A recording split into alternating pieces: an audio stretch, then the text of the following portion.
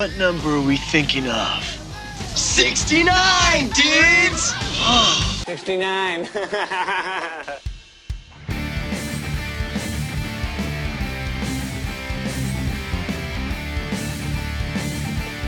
Welcome to episode 69 of the Backlot 605 podcast. I'm one of your hosts. I'm Casey Kelterman. I'm Brian Menton. What the hell was that? That was an epic intro for those of you that are watching on YouTube.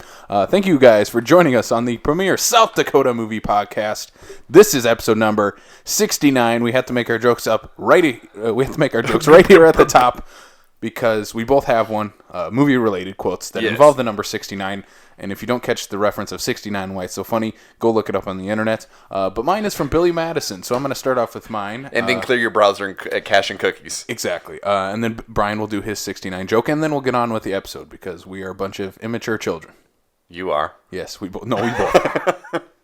All right, children, turn your Reading is Fun book pages to 69. 69. That was a terrible Billy Madison. That is a very bad Billy Madison. Yes. What is yours, Brian? Mine was, if you're the real Bill and Ted, then fuck, I even screwed it up. What number am I thinking of? 69, dudes. There we go. Got we got our 69 jokes Wow, out. you have a bad impersonation, and I just can't make the joke to, save my life. That's all right. That is why we're on podcast and not in the movies we are talking about. Ah, that is true. All right. So yeah, we are talking our favorite 69 episodes in this episode. We're talking our favorite 69 movie quotes. That's all we're doing. That's what we're doing. No, we're not. We mentioned it on last week's podcast that we were going to be throwing it back to a very special year on many occasions. And that is the year of 1994. What's so special about 94? We'll talk about it. Oh, I thought you were just going to be like, well, because... We're just going to segment right into it. No, I thought you'd be like, hey, that's because that's when I was born. That's the year of my birth. Brian, where were you in 1994? High school? Okay. So yeah, this was a we were in very different places at that time. You're Brian. watching like Baby Einstein and shit. That was not a thing then. I'm watching stuff like, Natural Born Killers and Clerks and stuff. I was watching nothing because I remember, well, if I was watching something, I do not remember it because I was a baby. But yeah, we're going to be talking about the year of 1994, what many consider, I think us included, one of the greatest movie years ever. It was a fantastic year. And just so, I thought about this idea. I'm like, we're running into, what do we talk about? Because we don't want to talk about something related to the movie coming out this week. I don't even know what it is. I don't remember. We'd have to look it up. But we're like, let's do the year like we're born and see what movies came out those years. Yeah, you actually came out a good year of many films. That was a good year. And we'll talk about all those films, some of our favorites, some of the biggest hits from the year. And yeah, we'll get to that in the main topic for this week. But before we get to that was a loud pop. Jesus. Make sure people are on their toes for this one. We're going to kick it off with the box office. Number one this week, The Invisible Man, $29 million, opening up at that number one spot for the Leigh Whannell directed film, Invisible Man. Have you seen it? I have not yet. You were supposed to do that yesterday, weren't you? No, that's today. Oh, that's we're today. recording this. So by the time this episode comes out, I will have seen it. Oh, okay. So you haven't gone through your mind bender double feature. No. Today's plan after the podcast is to watch an I Hate Men double feature, including The Invisible Man and Midsommar. Yes. So that is my emotionally draining double feature that I'm going to be putting it through. You'll be fine. I will be fine. My fiance, on the other hand, I don't know. Invisible Man was fantastic. I had an opportunity to see it on Saturday. I know that with Elizabeth Moss, there's a lot of people that can kind of take or leave her or whatnot, but I think she put out a very fantastic performance, essentially conveying that I needed, people to think that I'm crazy even though I'm not crazy kind of thing. She did a good job. I think she's one of our most underrated actresses we have out there. Mm-hmm. I really do. I think that she's just one of those people that's just waiting to become a star. Or if not that, she'll become that person where like everybody's like, yeah, she's a great actress. She might not be a movie star, but she's just a damn good actress. Mm-hmm. Yeah, and I think that's impressive. I think $29 million is really good for this film opening. I don't know. Really good solid opening for Leigh Whannell, too. Yeah, I would guess. I would have to look at the production numbers on this. I don't know if they're out yet. I would assume they're right around $10 million with marketing right in there. For Invisible Man? For budget? Yeah, for budget and marketing behind it. But yeah, so this, I think, is a pretty good opening. I mean, it's opening up against nothing really for its first weekend out. We have some returning films from previous weeks. $7 million budget. Okay, so probably double that with the marketing. So 14, it's still making double. Even what it 20. was. Yeah. Even if you tripled on the budget, it's still basically it's in the black already. Yeah, so it's doing good. Leigh Whannell after this has now signed an exclusive first look with Blumhouse and Universal. So that's pretty good for the guy. Yeah, you think? I like that. I think that's pretty cool. Hopefully we'll get maybe an upgrade too then. I don't know. Maybe I want some original stuff from Lee after this. Well, I mean, He definitely has that in him. He knows how to create original ideas. Yeah, he's made a couple of them. Yeah, he's only made 2 of the biggest franchises in horror in the last 20 years. So Well, it's doing because pretty good for himself. there was nothing else. He's doing pretty good for himself. He's one of those ones that's like, it's not out there, so I'm going to make it. And I'm all right with that. I've heard nothing but great things about Invisible Man. So Yes. Number 2, Sonic the Hedgehog, $16 million. Total domestic gross, $128 million in its third weekend out. This movie's doing pretty good. It's doing a lot better than I thought it was going to be doing. It's doing a lot better than I think both of us even remotely. And this is you're talking about a video game that came from like my teenage years, and yeah, kids are just eating this up. Yeah, I don't know what's out there for Sonic right now. I'm assuming they're still making Sonic video games. I know there's not any animated, TV shows like there was back in the early 2000s or whenever they had those. Even though Sega's not making hardware, they're still making software. Yeah. They're still making games and whatnot, and they're still making Sonic games and various versions of them. I am impressed that this movie is doing well. After that initial first look at Sonic, where he had the weird design, I was expecting this is a box office bomb.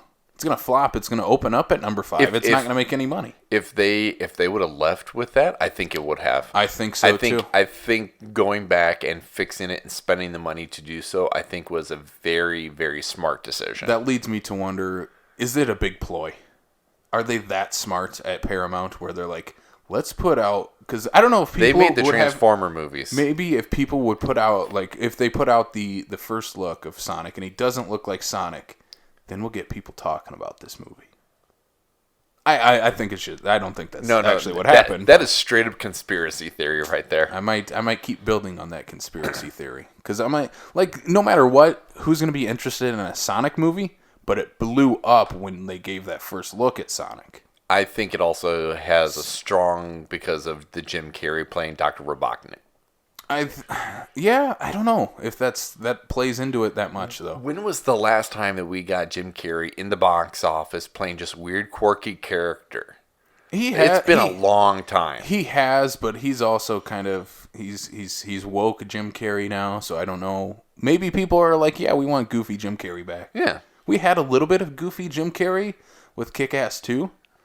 Yeah, but then he made comments about Kick-Ass 2, and then that kind of exactly. Yeah, so I mean, after the opening here for Sonic, there's been a lot of talk about Jim Carrey returning to some big characters that he's played in the past. So we do not need another Ace Ventura. Maybe we'll be seeing another Ace Ventura. We maybe do not need another Dumb and Dumber movie. No, we don't need another Dumb and Dumber. Maybe we'll see The Mask return. I don't know. I would be okay with that one.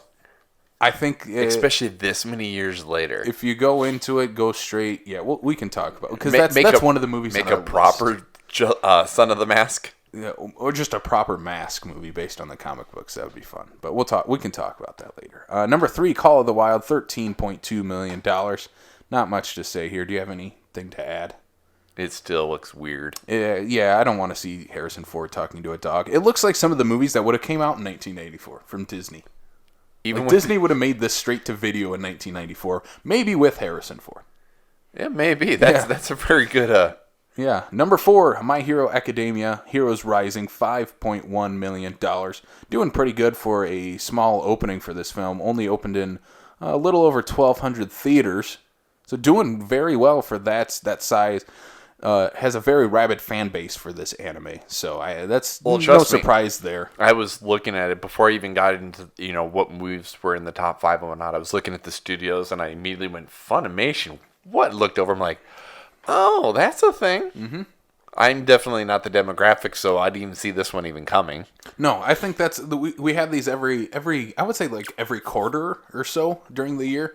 One anime movie will come and sneak into like 1,000 theaters, hit the box office for one weekend, and then just drop. And then they just crush it. Yeah, but then they crush it that week or whatever, because I know that was when like Dragon Ball Broly came out. Yep.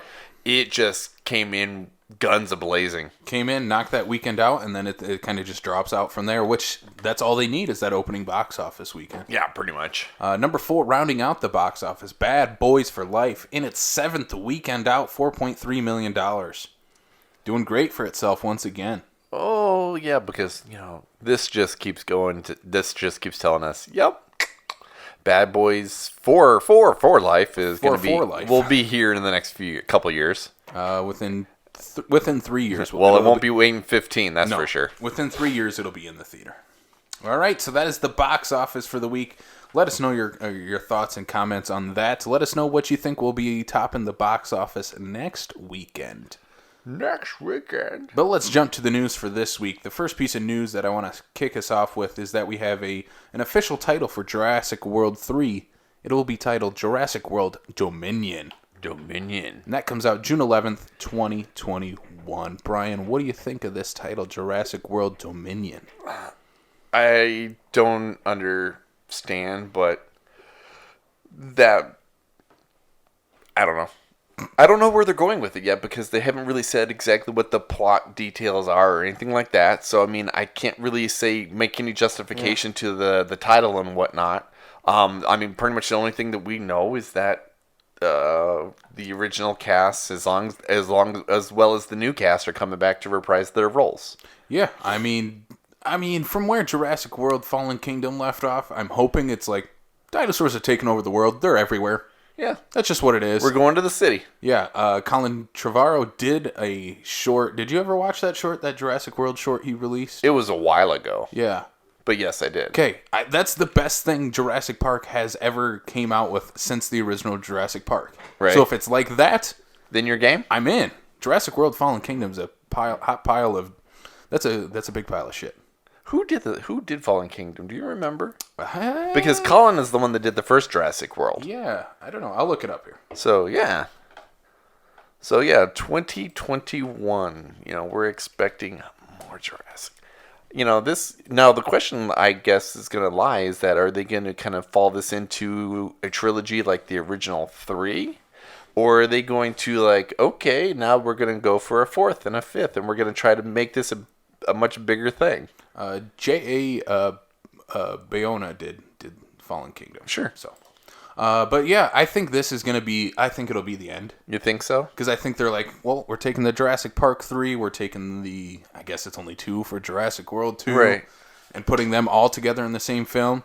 So I think this will kind of be the pinnacle. This will be the Rise of Skywalker of the Jurassic Park movies. I hope it's better than that. I was like, is that a compliment or a diss? I don't know yet. We'll see. I was not a fan of Jurassic World Fallen Kingdom. The first time I watched the first Jurassic World, I liked it all right. In repeat viewings, I'm like, it's not as good. You have a love-hate relationship for Justice Smith, though. Well, he's not in the first one, so that's a positive in my eyes.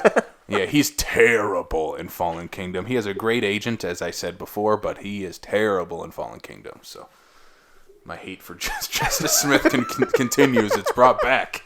I'm sure he is a lovely man. I was going to say, you probably would meet the kid and you'd be like, you're really nice. Why do I have to say such awful things? I mean nothing against the guy at all, but he was just not good in the movie. I mean, everybody has a bad performance, so... Sometimes. Let's move to a little piece of news that I'm more excited about in a trilogy. Creed 3 finds a new writer, Zach Baylin. He is the writer of the King Richard film, the story of Venus and Serena Williams' father, where Will Smith is playing their father. But, interesting. Yeah.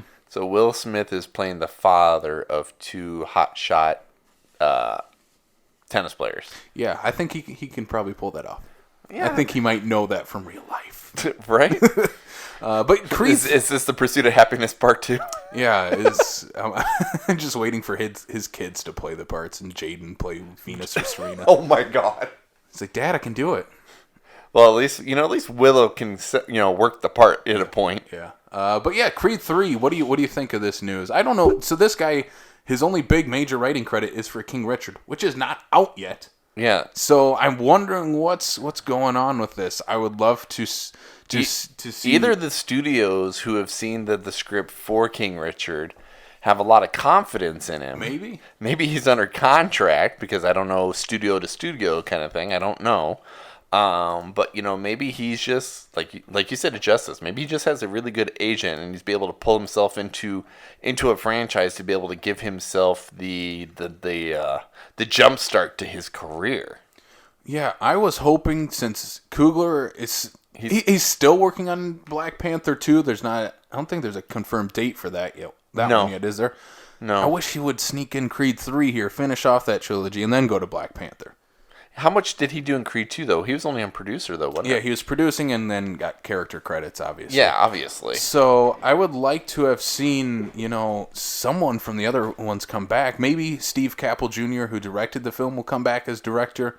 I don't know. I would like to see Stallone throw in, some writing credits on this one, because he's written all of them at this point. He would possibly, if Stallone actually was in Creed 3, he'd still at least get character credit as well. Yeah, and I think, if you're making a Creed movie set in the Rocky universe and Stallone's on set, you're going to ask Stallone what you should do in certain situations. Oh, agreed. So I'm excited for the movie. I like many people know, I love Creed 2. Yeah. I think it's one of the best of the decade. Until he gets cut. But yeah, I'm excited for Creed 3. I thought Creed 2 was a breath of fresh air for these movies. And yeah, I'm excited for us to continue the Creed saga. But you're hoping that the idea of having an unknown writer is hopefully to the positive. The other thing I think about that, depending on who's on for producer and whatnot, if you do have a relatively unknown writer, does that give the producers more leeway into crafting the script the way they want to see it, more than having if you have Coogler come in there, or even Stallone coming in there to do the rights and whatnot, they're going to be less we want to try to make these changes or anything like that. But these are the guys that built these characters. How do you go to tell them that they need to make changes? Exactly. Next piece of news that we got here, Train to Busan Peninsula gets a brand new poster. And this is a sequel to the what year was that? 2016? Well, I think Train to Busan. Well, you keep talking. Yeah, I don't know what it was, but this poster, it looks great. I'm excited for it. I loved the first Train to Busan. 2016. Okay, so it is one of the best zombie movies to come out, maybe ever. I think it is just very inventive. The South Korean film. I'm hoping we get a pretty wide distribution. Maybe not, but I like the fact that, because it's just called Peninsula, they have to be Train to Busan presents Peninsula. Yeah, I'm excited for it. Let's continue the Train to Busaniverse. And that's exactly what the first thing I thought was when they did Hobbs and Shaw, Fast and Furious presents kind of thing. I'm like, all right, we have a Busaniverse. Yeah, I'm excited for it. Brian, have you ever watched Train to Busan? No, it's on my long list of I really need to get those watched kind of things. But that's the kind of thing where I need to obviously watch it when I don't have kids around. And nah, they can watch it. Yeah, I'm not going to have my kids grow up to be like you. I'm totally kidding. Very humble and very smart human beings. Maybe. I don't know. And horror fanatics. Well, you are definitely that. Yeah, I'm excited for the movie. Do you have did you pull it up there? Is there a release date on it? I didn't look. Oh, for Peninsula? Yeah. Oh, I think it's this year, so yeah, we'll look it up here. But yeah, if you guys have seen Train to Busan, let us know in the comments. Also, let us know if you have seen the animated part of this same universe, Soul Station. Let us know if you've seen that one. I have not watched that yet. Summer 2020, that's all I know. Okay, so later this year. Which is funny, until you guys brought it up, I didn't even know there was an animated short thing that goes along with it. Mm-hmm. So Where can we find that? I think it's on Shudder right now. It might also be on Netflix too. I don't know. It depends on how short it is. 'Cause they don't really do shorts typically. No, it's like a feature. I think it's a feature length movie. Oh, I gotcha. Next piece of news, and we're gonna stick in the horror realm before we go a little bit bigger in the That's 'cause franchise. that's what you do. We get our first trailer and poster for the Candyman spiritual sequel, reboot, whatever they want to call it, I guess. The Candyman film that is coming out this June. So, Brian, first off, let's start off with this poster. What did you think of this poster? I really like the poster because it's simple and clean. It's not overdone. Mm-hmm. It's just straightforward. I do like the fact that hi Charlie, that they are using the same Candyman font, and it's a beautiful, like, this is all they need. They don't need any more. They don't need to make any other posters. This should be it. Yeah, this is a great poster. Like you said, the Candyman font is the same as it was in the 92 film. Mm-hmm. It's the hook with honey and a bee on it. Like, that's all you need for it. The tagline, it's pretty good. Dare to say his name. But I would have just said Candyman, Candyman, Candyman, Candyman, Candyman, and then boom, Candyman. No. And I will say that no again, because... Why, you don't want Tony Todd showing up right now? No, it would look so stupid on the poster. I'm sorry. No. That having his name repeated multiple times on the poster would have been dumb. That's the point of Candyman. Just keep saying his name. Keep saying his name. What did you think of the trailer? We get our first 2.5 minute long trailer for this film. I enjoyed the trailer.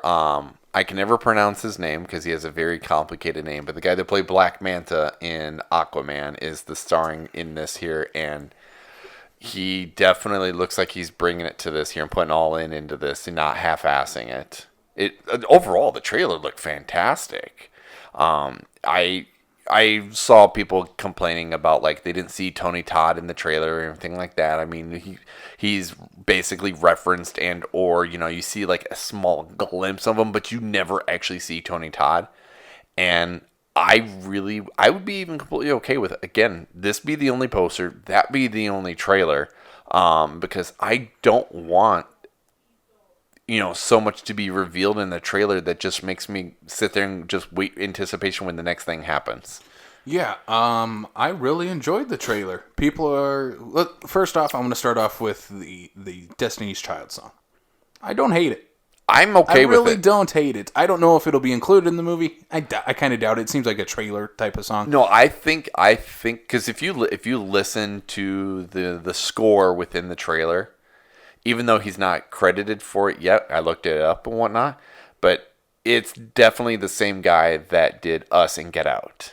It has a very similar vibe to this. That's what I'm saying is he's not credited for it, but I guarantee when this movie comes out, it's going to be the same guy. And when Us came out, I got 5 on it. That was in the trailer when they remixed it down and slowed it down and really made it really creepy. That was only supposed to be for the trailer, and it got so much hook into it that they actually incorporated into the final act of Us. Yeah. So I picture them doing the exact same thing with this, is they were kind of playing the tone and like, okay, can we make this work? And if we get a positive hook on it like we did for Us, we will hear Destiny's Child showing up in Candyman. I think after the hate it's gotten, I don't think it will. I think it was an opposite effect as Us, where everybody's like, "Oh man, this I got 5. This is creepy. What is going?" And then everybody's like, "Oh no, it's Beyonce and a Candyman." It's fine. I'm expecting a pop song of sorts in any trailer at this point. Yeah, every trailer has it. I was fine with it. I picture that they like possibly go in and have somebody else do the song and do a dark version of it. Maybe. Like I got 5 on it. Maybe. But the trailer itself, yeah, I'm sorry, I cannot pronounce this guy's name. Well, I know it's Yaya is his first name. Yeah. But yeah, the guy that plays Black Manta in Aquaman, he looks great. We apologize in advance if you actually are seeing and are watching us. Yeah. You're listening. Yeah, I think he looks great in this movie. One thing I also will point out, it legitimately looks scary. Like, that is a slasher movie. is hard to make scary again.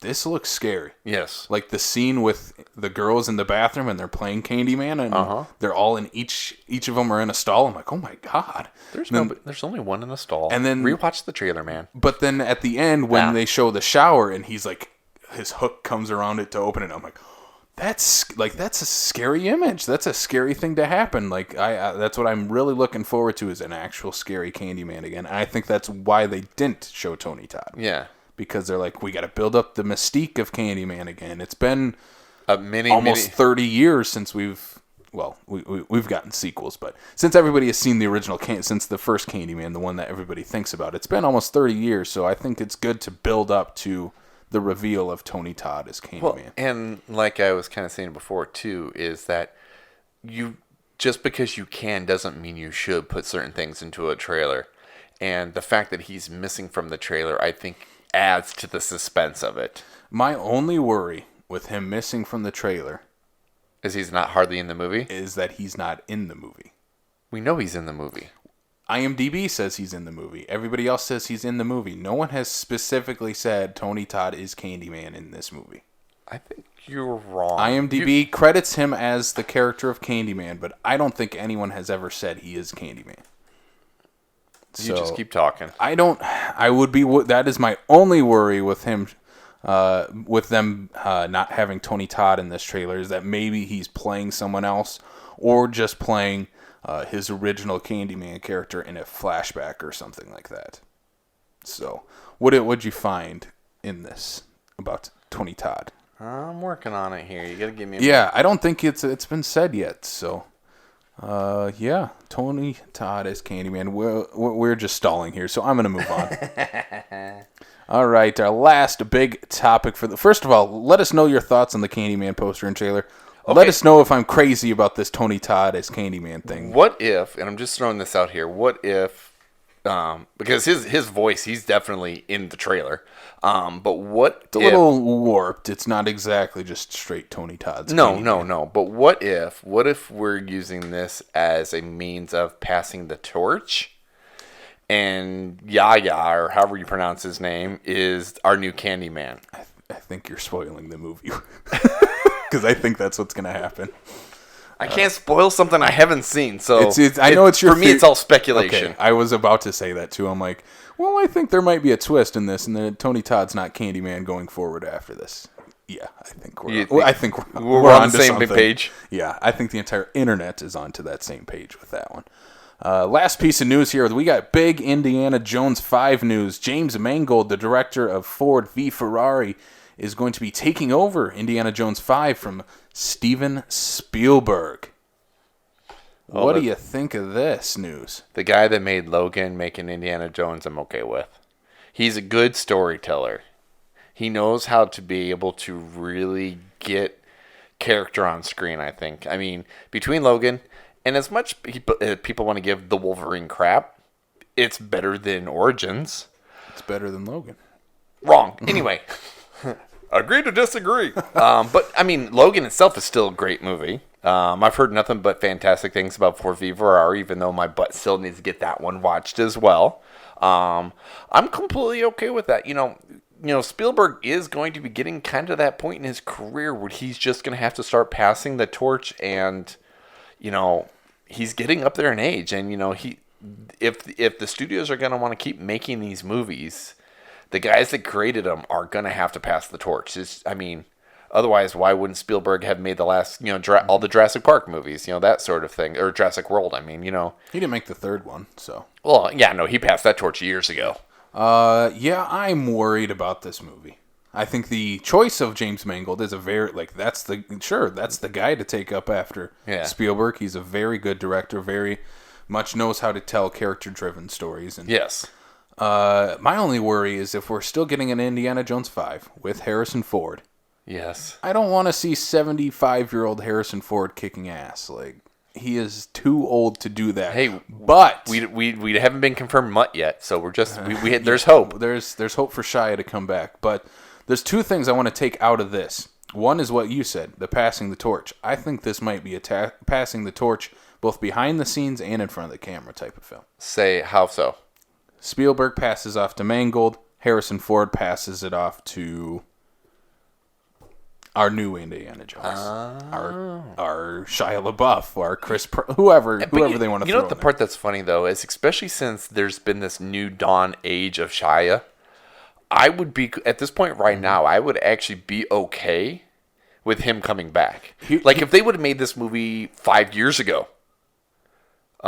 If they would have made Indiana Jones and the Kingdom of the Crystal Skull now, I think it'd be a little more positively receptive. Yeah, I think Shia now, if he were to come back as Mutt, I think would be a lot stronger than the performance that he gave during Kingdom's Crystal Skull. Yeah, but you need to change his name because Mutt is. Why would you call a character that? That's a terrible freaking name. It was his nickname. Yeah, he needs a new nickname. He can just be Indiana Jones Jr. Junior. Indiana Jones the Third. But another thing I would think that they could maybe go with this is, since James Mangold did do Logan, and perhaps that's the movie he's most known for now, and where they do it's Old Man Logan, it's a darker take, it's more of a drama than anything about a character becoming old and dealing with mortality. Well, if you do that with Indiana Jones? Yeah. I don't know. I don't think Disney wants to do that. You don't think Disney wants to kill off Indiana Jones? I don't think they want to make a hard R-rated, depressed, alcoholic Indiana Jones movie. Jones will not go R. Yeah. There's a difference between making a rated R movie to give yourself the necessary ability to tell the story you want to tell with less restriction. Indiana Jones doesn't need that. It lives beautifully in a PG-13. It's the rest of it would be unnecessary. One of those movies is a rated R movie if it came out now. Which one? Temple of Doom is a rated R movie. A guy's heart gets ripped out. Yeah, but you can still do that in a PG-13 movie. They show it. I understand that. That's the reason we have the PG-13 movie now, is because of that. I think it would have gotten an R now, but that's just a speculation. Maybe we'll get that deep character study of Indiana Jones. I doubt it. We'll just get an Indiana Jones 5. Yes, passing the torch type of film. So. But here's my question: We've gone to these different reaches within the mythos that is Indiana Jones. We've even talked to aliens. Where do we go from here? That's what I mean. I'm like, I would, of the two ideas that I have in my head, the passing the torch, Indiana Jones, here's our new Indiana Jones, or the character study Indiana Jones, where it's just pretty much a drama. Yeah. I would rather watch the Indiana Jones as an old depressed archaeologist and just do that.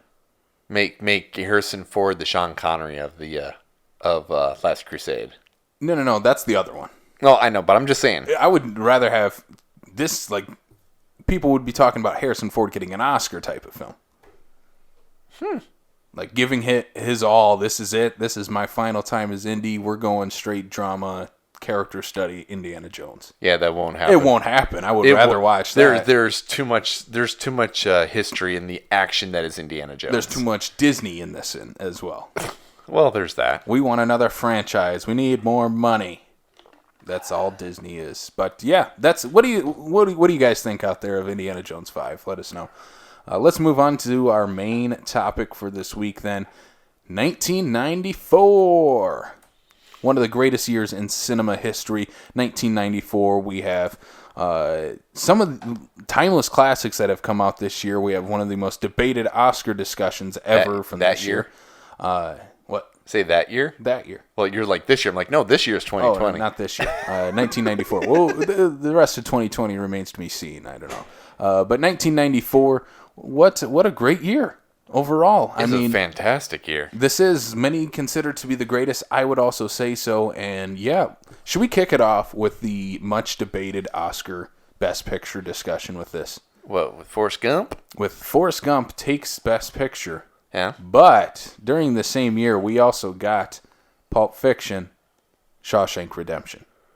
And I would say, was Lion King nominated for Best Picture? It was not. No, I don't think so. I would throw Lion King should have been in that discussion too. So Forrest Gump ended up winning the award. Now we are almost 26 years removed from this. Yes. What are your opinions on that, and what should have won all those years ago? I don't even remember what was even all nominated that year. I'll look it up here, but just of those, of those four, what do you think would? Honestly, I mean, Forrest Gump is a good, solid film. I've been a fan of that movie since it came out. And I've made mention of this before, is that, there's some of these movies that I'm drawn to because of the soundtracks that are behind them. And Forrest Gump has an absolutely amazing soundtrack that is attached to it. Same with Pulp Fiction, though. They're both very strong movies. I'm a huge Tarantino fan and whatnot. So, but I mean, Forrest Gump, I mean, come on, it even spawned its own restaurant franchise. All right, so Best Picture from this year. Forrest Gump obviously won, as we Yep. said. Four Weddings and a Funeral, Pulp Yep. Fiction, Quiz Show, and Shawshank Redemption. At least for that year, there was, I mean, even this many years later, there isn't really one on that list that I'm like, really? That was up for Best Picture? The only one where I can even be like semi-questionable is Quiz Show, because I've just never seen that one. Yeah, I'm looking at this Best Picture list. I think there are two of them that could have definitely won, and then there's Forrest Gump. I am not a fan of Forrest Gump. I think it's fine. It's a fine movie. It's very cliche. Tom Hanks is great in it, but Tom Hanks is great in everything. But when you look at films that really transcend filmmaking and storytelling, we had Pulp Fiction and Shawshank Redemption come out in the same year. I think a lot of people were confused by Pulp Fiction, though, because me and a buddy of mine, we literally use the style of this movie is almost like a way where, like, when we go to tell stories, like, if our story is going to be out of order, we literally are like, yeah, I'm going to Tarantino this and jump around, like, and I could see a lot of people disliking that because they're so used to needing to be able to watch a movie in a linear fashion. There's okay for like flashback and everything like that for the sake of storytelling, but Pulp Fiction is literally a movie told in the same story, but literally just out of order. And I could see a lot of people being completely turned off by that and be like, well, I can't vote for that. That movie made no sense to me, and then just automatically go on to the next one. Yeah, I think retroactively in the year 1994 when this was happening, I think people were like, yeah, I don't know about Pulp Fiction. Maybe it's a gimmicky thing. I don't know. And it was really before Tarantino really made a name for himself. And he was, he only had Reservoir Dogs before this, which was also a film of, you see the beginning and the end of the movie. You don't even see the middle. And so, again, probably people just confused because they don't understand Tarantino yet.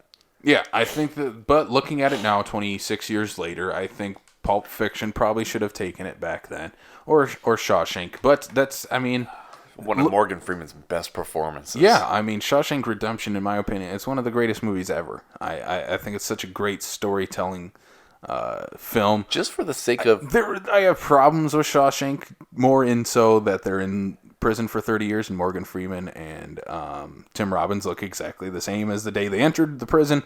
But that's just what you got to do sometimes to tell a story. Exactly. So just for the sake of curiosity, since you've got it pulled up here, what are we looking at for best actor and actresses and like supporting and stuff like that? Are anybody that of these movies we're talking about in these particular categories? Yeah, I mean, Tom Hanks won for Best Actor. Okay. No one from any of the Best Picture nominees was in the Best Actress category. Supporting actor, the only one from the Best Pictures were Gary Sinise, Forrest Gump, Paul Scofield, Quiz Show, and Samuel L. Jackson, Pulp Fiction. And then supporting actress Uma Thurman was nominated for Pulp Fiction. Well, at least... It did not win. Right, but at least that there was the shown for the love for it, I guess. And then Tarantino did win Best Original Screenplay. Yep. I think that was his first Oscar was for Pulp Fiction. I think. Don't quote me. Yeah, I mean, this was a great year overall. I really wish, again, I think looking back at it now, we could have thrown Lion King in there as well for a Best Picture. That's kind of surprises me it was not even in this conversation.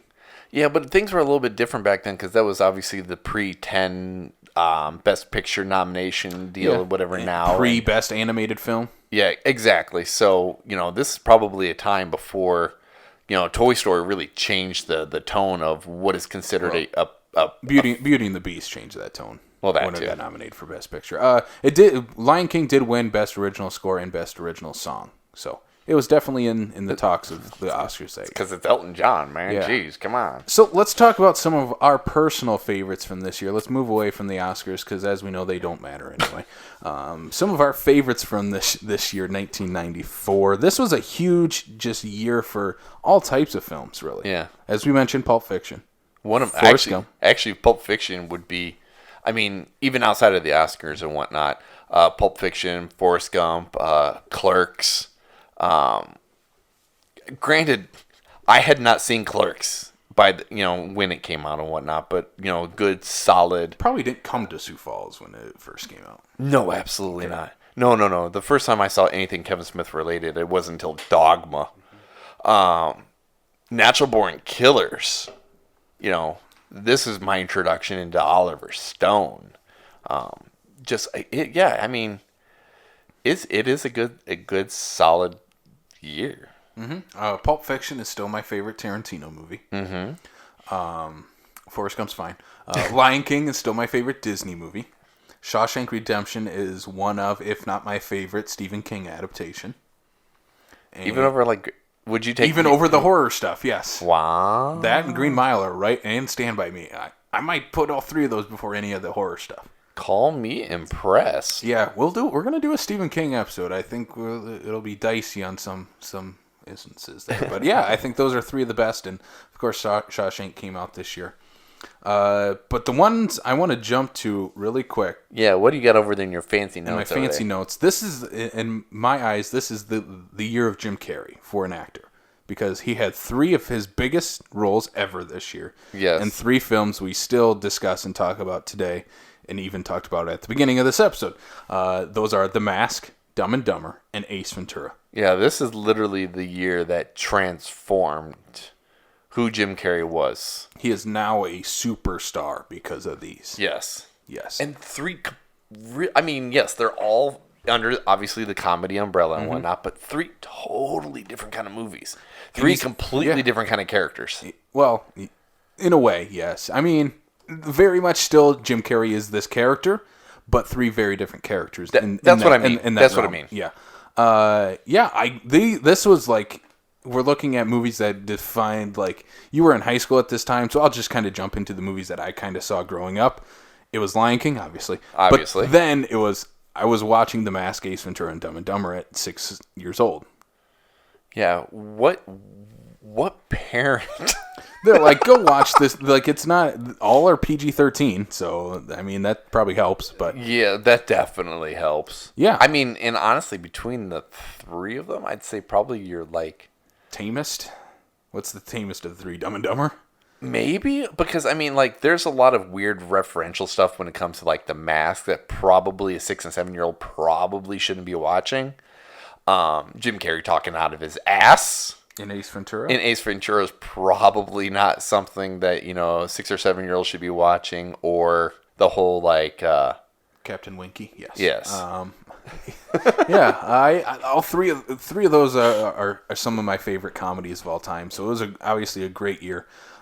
Jim Carrey is one of my favorite just actors, period. So this was a great year for that opening up. But this was also I'll just kind of say, maybe we'll segue into some of the other comedies from this year. This was a pretty big year for sequel comedies too, because we also got Naked Gun 33 1/3, Major League 2, City Slickers 2, and Beverly Hills Cop 3. So three pretty big franchises in the comedy realm there, all getting sequels in the exact same year. Out of those, I think Naked Gun 33 1/3 is still the best, but I don't know. I haven't seen the others in a very long time. It has been a long time since I've seen anything related to Beverly Hills Cop. That'll probably change when Netflix gives us Beverly Hills Cop 4. Yeah. But, Major League went to its PG-13 route. City Slickers 2, I don't know if anyone remembers that. And then Beverly Hills Cop 3. I love City Slickers 2 because that's when Jack Palance comes back as his brother, and they're all like, you're supposed to be dead. I don't remember anything from City Slickers 2. But, yeah, this was a pretty good year for comedies overall again. We're looking at sequel comedies. I mean, comedy sequels don't always do too well, but I mean, for the most part, some of these sequels are doing pretty well, and then of course we had the rise of Jim Carrey. How did you not bring up the Mighty Ducks D2? Oh, we're getting into that, Brian. We're getting into that. You want to jump into the kids' films from this era? I just thought it was under comedy, so I had to bring it up. Yeah. The kids' movies from this year were also great. All movies I really grew up with.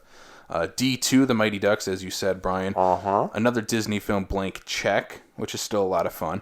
We also got The Lion King, as we've mentioned. Little Giants, I'm looking a here. favorite of mine. I completely forgot about this one here. Macaulay Culkin as Richie Rich. Richie Rich. Yes. Yeah. Doesn't hold up. It doesn't hold up very well. Well, Richie Rich and just in general doesn't hold up. But like me as a kid, I actually had a VHS tape of old Richie Rich cartoons. Mm-hmm. And so like they come out with the movie, I'm like, I can get behind this. Everybody loves the Macaulay Culkin kid from the Home Alone movies. Uh-huh. You know, it's not horrible. No, it's a fine kids movie. It's John Larroquette. It's a little dark for a kids movie though too. Yes, it is. His parents get kidnapped and almost get killed by I believe he's his uncle. I don't remember. I think so, or he works for the Richie Rich's dad. I don't remember. It's kind of dark for a kids movie. And I just remember that they're building a Mount Rushmore of the Rich family. And there's a giant laser that they're using. Yep. Yeah. I'm like, what is going on?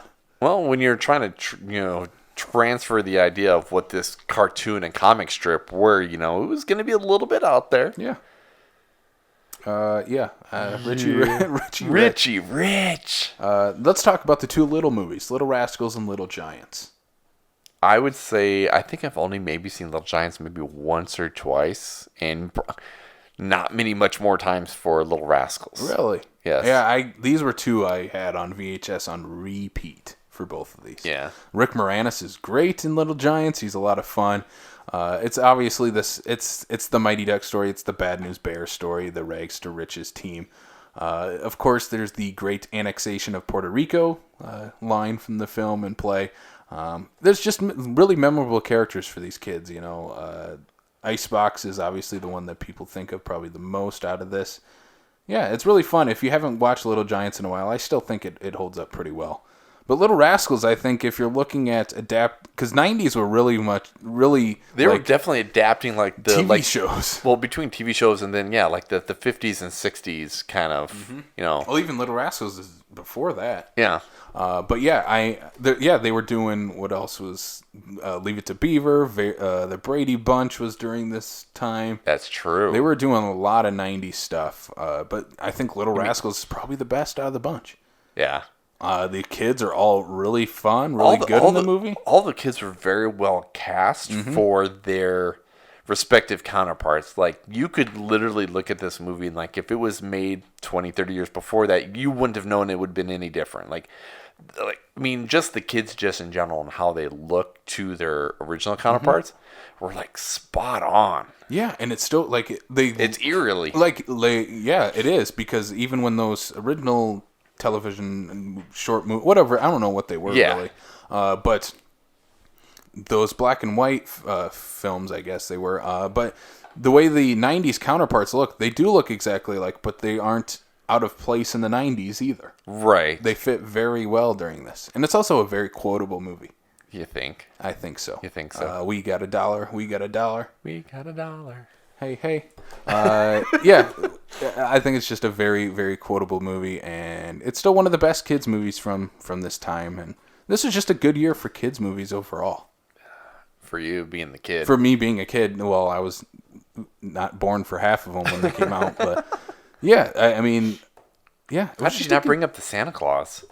Because the first Santa Claus with Tim Allen is fine. It's a fun Disney Christmas movie. The sequels, on the other hand, not great. I will say this about the Santa Claus, just because I was flipping channels and Last Man Standing was on doing reruns on whatever station, and it was a Christmas episode, and the boss is like, well, why don't you dress up as Santa? And he's like, yeah, no, I don't do that. You could obviously tell he's poking fun at the fact that he's been the Santa Claus. It's great.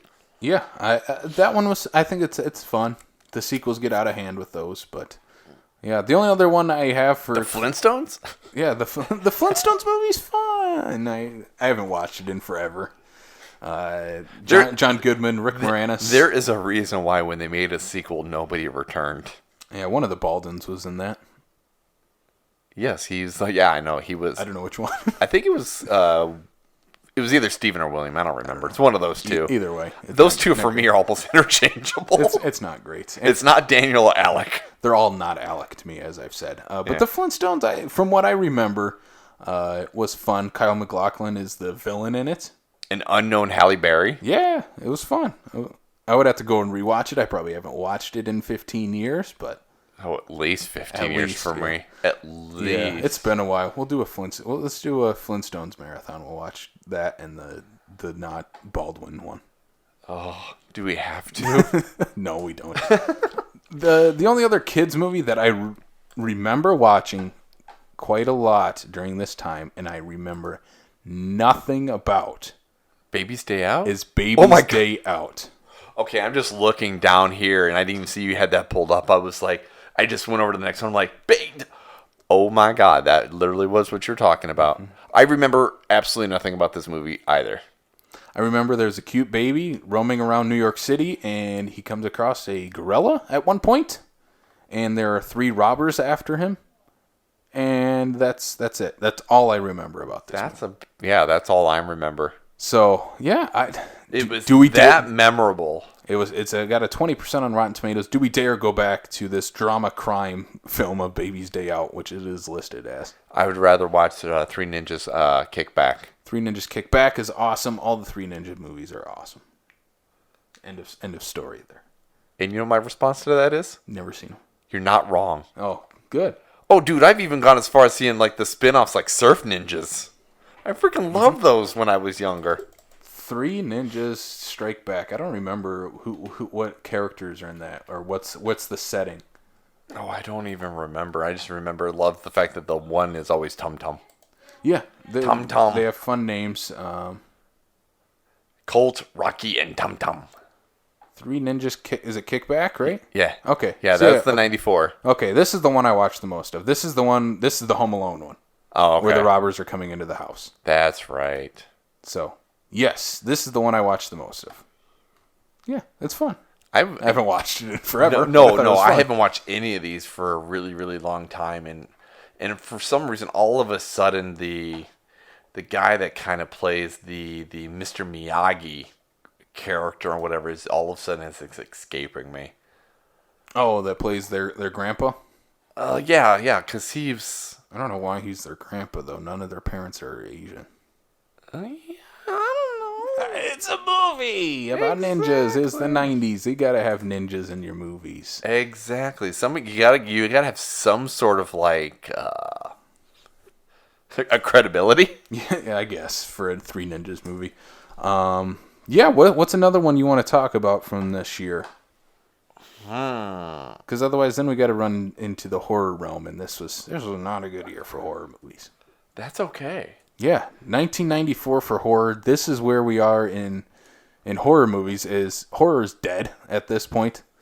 Yeah, because this would have been before the revival of Scream. Because Scream was like 95, 96. 96, yeah. So this was we're in a bad time for horror movies at this time. The only one that I want to point out and throw out there is New Nightmare, because that was this year. This is Scream .5 as I put it. It's very much in the same tone as Scream, and it's the first movie that pops up on this terrible list of horror movies. I see a couple of good ones here. In fact, actually one that I recently just bought from Shout Factory, and that's Brain Scan. That's one of those movies where, yes, it's not a great movie, but it is one of those ones where I tell people, hey, you should check out this movie. They're like, what? What I've never watched Brain Scan. You never heard of it, but it's around the same time that Edward Furlong did T2. It's 1994, obviously, and whatnot. And it's just a weird movie. And it is one of those movies, especially as technology has progressed compared to when this movie came out. This would be one of those kind of movies I would like to see redone with modern technology, because it does use the idea of video games and kind of like the VR AI. Yep, exactly. Like one of the very first things in this movie and whatnot is Edward Furlong talks to his computer via Igor, which is like his automated assistant. Like it's like a weird Windows 95 version of Igor that is, it's his Alexa, it's his Google, kind of thing, whatever. And it would be a very fantastic movie to be able to upgrade to today's technology and really see what this movie would be about. Yeah, I've never seen it. You've Never seen Brain Scan. You should look it up. I know what it is. Or borrow my I've, copy. I've never watched it. Interview with the Vampire. Yeah, another one. It's slipped under my radar to watch. I know I should watch this one. This has been on my watch list for a while. Yes, and it is a very fantastic film. Very strong performances. When you talk about the people that are in this movie, you would almost think that you were starting to talk about, a 90s action film, because you're talking Tom Cruise, Brad Pitt, Antonio Banderas is in this, Christian Slater, and you're just like, what action movie am I going to go watch? Oh, nope, you're going to go watch an Anne Rice vampire movie. What? Mm-hmm. Like, if you were to try to make this movie nowadays, I don't think, even if these guys were at the career that they were then and whatnot, it'd just be like, you're expecting an action movie. Which is kind of why I did like Antonio Banderas showing up in Expendables 3, but at that point I'm like, where's my Brad Pitt? I mean, come on, he does action movies. Let's put him in there too. He's too good for the Expendables. The Expendables is dead. Is too good for the Expendables. Yeah. I mean, Interview with the Vampire has been a movie on my watch list for a very long time, and it's just, I got to get to it. It is such a great movie. And a very young Kirsten Dunst before anybody knew who she was, before Bring It On, before Spider-Man, before the Virgins. Virgin Suicides. Yeah, thank you.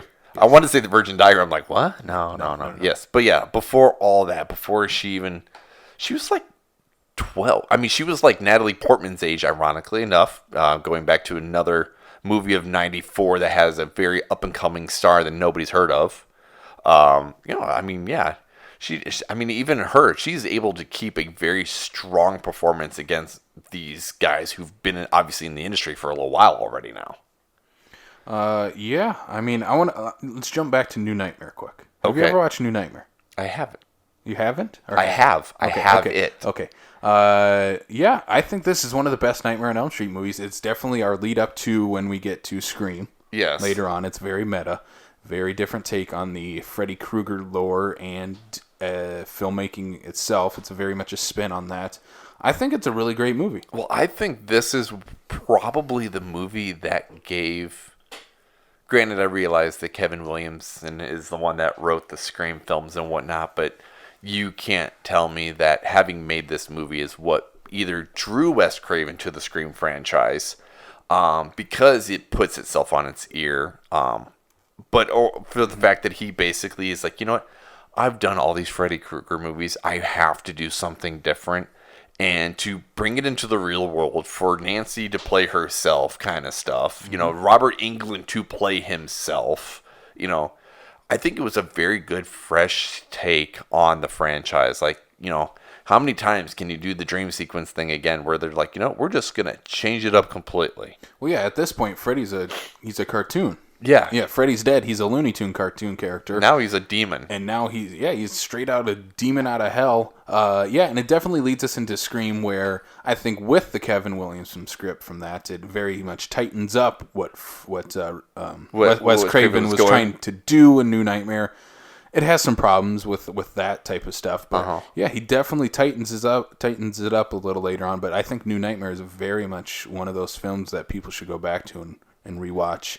And it also very much takes a lot of things from real life, including Heather Langenkamp's character, which is very much just based on her real life. Right. Because in the film, she's married to a special effects person, and in real life, she also is married to a special effects person.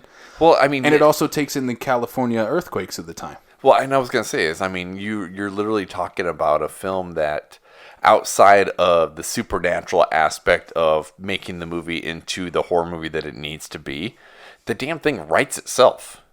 I mean, it's not to say that he had to put little effort into it, but like you said, I mean, when you literally have it like laid out in front of you, like, well, Heather's character, in the movie is going to be married, like you said, married to a special effects person. Well, she is, so we'll just write this per life. And I think that's a great way to go about it. Yeah, and I think it still very much holds up today. The ending has a few problems, but that's Most movies. a lot of movies. But yeah, I think it's a really strong film from this time. So yeah, what's one of these films in this list? I think we're running towards the end of our discussion on these. The Crow. The Crow is great. Pre comic book boom. Obviously, this is where everything is getting taken in a darker direction. And I do think that this movie, yes, it's a pre comic book boom, as you said, and purposely no pun intended. But I think that this movie was completely overshadowed and probably didn't get the love and justice it deserved because of the unfortunate death of Brandon Lee.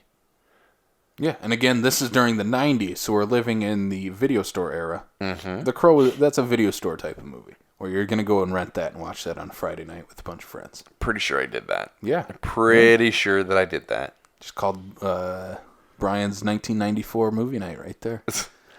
I remember when the DVDs came out, they only had like one 8-foot section, and I would keep going back, and I'd run out of stuff to rent because that's all they had. Yeah. So so we're running towards the end, as I said. Yeah. Let's pick out a couple each where we're like, yeah, these are the movies that helped define this year.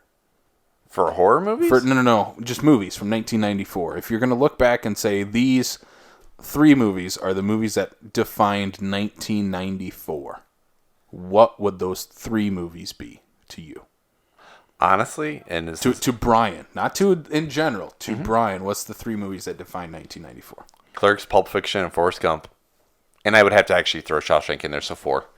You're going to get stuck with 4. Okay, so then I'll go a little different route then. The 3 movies for me that defined this year, Lion King. I think obviously it's Lion King, Pulp Fiction, and then this is where it would get tough because I would probably throw Shawshank in there, but then we also have there's one we didn't talk about in there, Speed. Which is, I think it's the best action movie of that year. And yeah, it's just a great year. Even over True Lies? I've never watched True Lies. But Speed's great. But I've never watched True Lies. You gotta watch it for Jamie Lee Curtis and oh yeah, I know about that. That too. Well, I was just gonna say just in general, like when you look at the casting of like True Lies, you're like, it's Arnold Schwarzenegger. So we got Terminator in there. We got Jamie Lee Curtis. So we got the Scream Queen of Halloween, and then we got Tom Arnold, who probably at this time is most famous for being married to Roseanne Barr. Mm-hmm. Like this is literally one of those movies. You're like, how does this movie work? What dartboard did they throw at to get these people? And if I remember correctly, isn't this a Cameron movie? Yes. Yes. It is. So then on top of that too, it's a James Cameron movie with $100 million budget. Yeah. I have no excuse to not watch True Lies. You have every reason you need to get this watched. Should do a True Lies Interview with a Vampire double feature. That is a weird, weird movies to put together. That might be even weirder than Tammy and the T-Rex and the Velocipaster. Got to clean up my 1994 watches, so I got to throw them in there. But a little bit. So I'm gonna go. My 3 are going to be Pulp Fiction, Lion King, and I'll go with Dumb and Dumber because I got to have a Jim Carrey movie in there. Oh, and of course you gotta go with Dumb and Dumber. Dumb and Dumber is top 10 favorite movie ever for me, so it has to be in there then. Oh, that makes me sad. Dumb and Dumber is great. Anyone who says different has no sense of humor. No sense of humor. Have you watched Dumb and Dumber? Huh? You've seen Dumb and Dumber? Yes, I've seen Dumb and Dumber. I have seen Dumb and Dumber more than any other movie ever, I'm pretty sure. That is probably a sad thing. No, that's a great thing. I do want to bring up is the fact that I still think that anybody who gets an opportunity that has not seen it to watch Natural Born Killers, and if you are going to watch Natural Born Killers, make sure you actually do watch the director's cut. It's darker, it's grittier, There was a lot of cuts to try to get it out of the NC-17 phase just to be able to make that work and whatnot.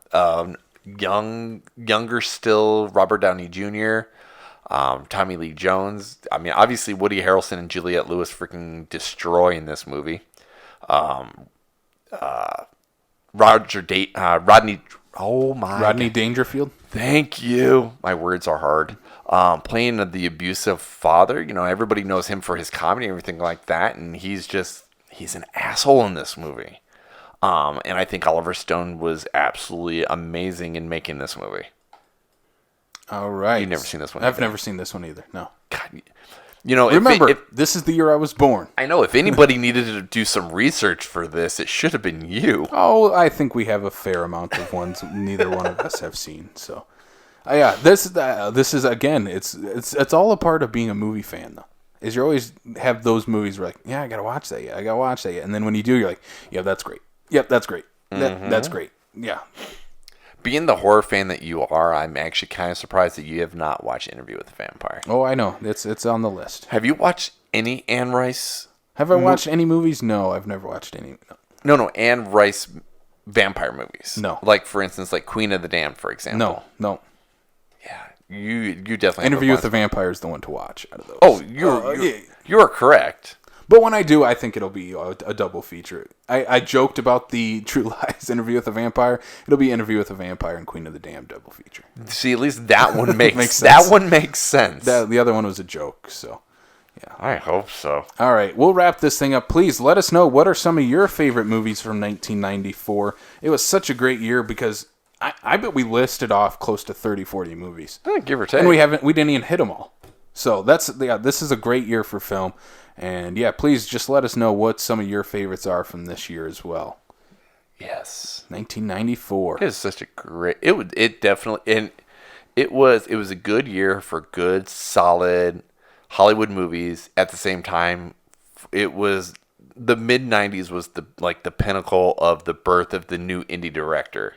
Yeah, it changed a lot. It changed a lot of things with movies in general at that time. Because, you had the rise of Tarantino and Kevin Smith, obviously Pulp Fiction, and Robert Rodriguez was also during then. Yep, and then also, looking at comedies from that year, like we mentioned, we had the rise of Jim Carrey, helped define the rest of that decade. Lion King was a game changer for Disney. It was a big year overall. So. It definitely was one of the greatest years in film. Period. Yes. All right, well, let's wrap this thing up with what we got going on here with Backlot 605. First thing we should plug, once again, we plugged it last week, but we'll do it again in case you didn't give it a listen. This is our latest episode of the Killer Countdown, where we rank the top 12 Universal monster movies in anticipation for this past weekend's release of The Invisible Man. Go see it. Definitely go see it. Fantastic performances. And if we did it again, maybe it would make the list this time.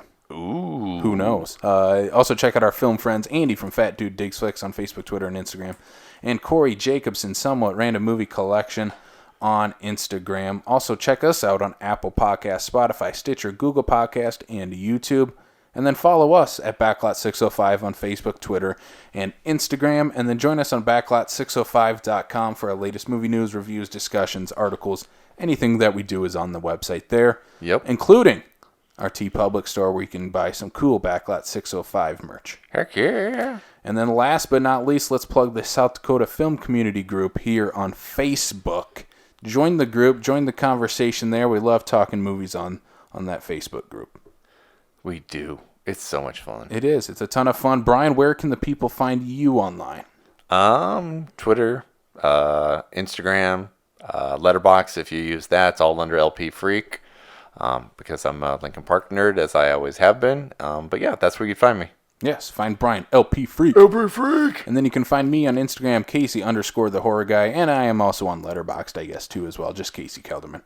But next week, we are going to be joined. Hopefully, I'm hoping on this. We're still waiting to confirm this. But I'll give a little tease on it. We're going to have a special guest from a comic book-related podcast on our show.